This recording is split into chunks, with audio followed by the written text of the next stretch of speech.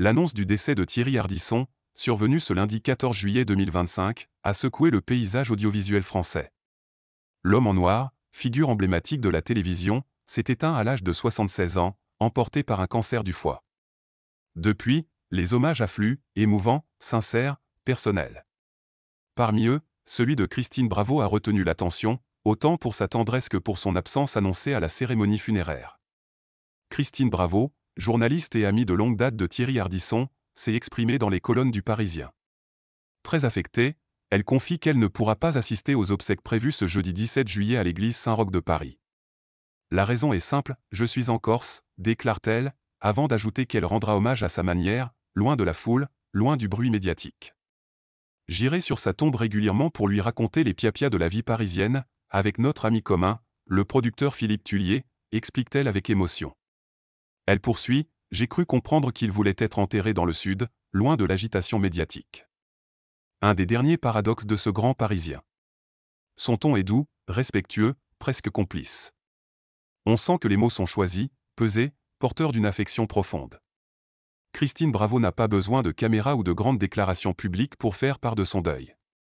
Je suis très triste. Quel mec, c'était, lance-t-elle. Elle révèle même que l'état de santé de son ami l'avait déjà plongé dans l'inquiétude depuis une semaine.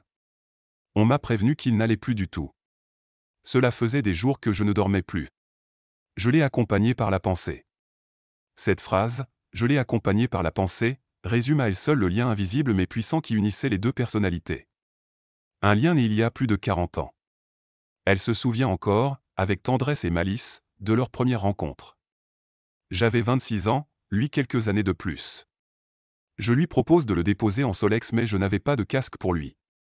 Il a mis un fichu sur la tête comme une vieille bonne femme pour faire semblant d'en avoir un. À chaque carrefour, il descendait et traversait à pied pour ne pas se faire attraper par les flics. On a tellement ri, qu'en partant, on s'est promis de se revoir. Ce souvenir, anecdotique en apparence, est pourtant révélateur. Il dépeint un Ardisson facétieux, libre, drôle, prêt à jouer le jeu de l'amitié.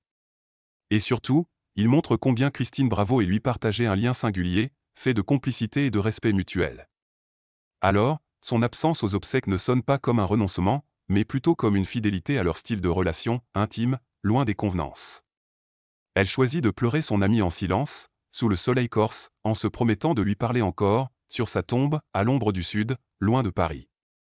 Dans un monde où les adieux sont souvent bruyants, surmédiatisés, l'hommage de Christine Bravo fait figure de contre-exemple. Il touche, précisément parce qu'il ne cherche pas à se montrer. Il émeut, parce qu'il est vrai.